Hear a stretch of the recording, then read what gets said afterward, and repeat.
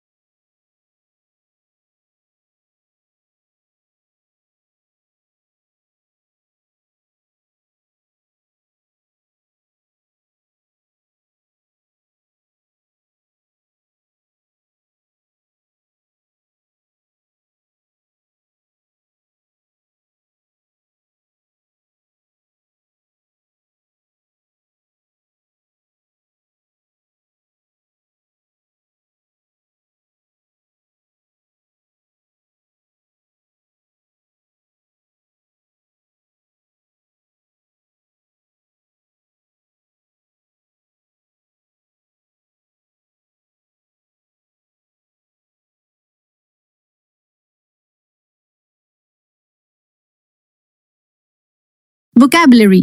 Find words from the poem that match the meanings.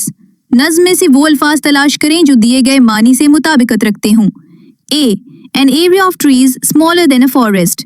Answer. Woods. दरख्तों का एक इलाका जंगल से छोटा। Woods का मतलब है छोटा जंगल या दरख्तों वाला इलाका।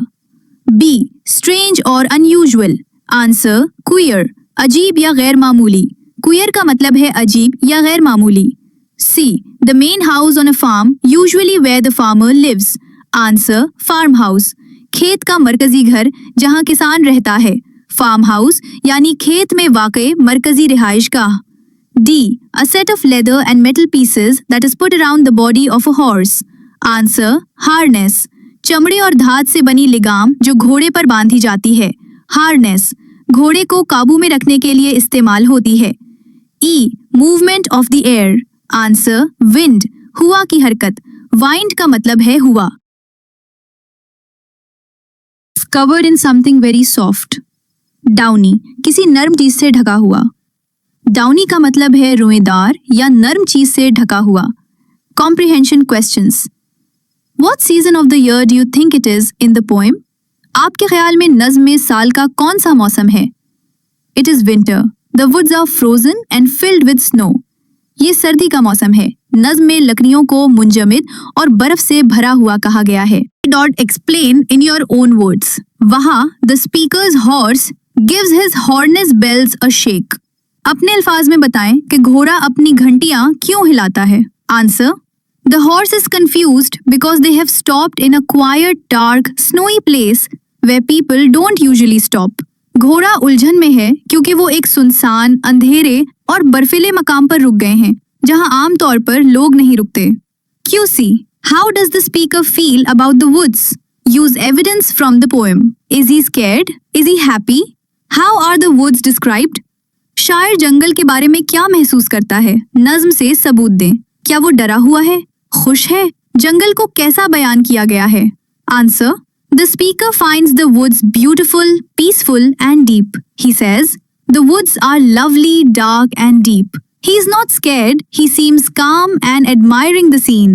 शायर को जंगल खूबसूरत, पुरसुकून और गहरा लगता है। वो कहता है, जंगल खूबसूरत, तारीक और गहरे हैं। वो डरा हुआ नहीं, बल्कि पुरसुकून और मंजर से लुत्फ अंदोज हो रहा है।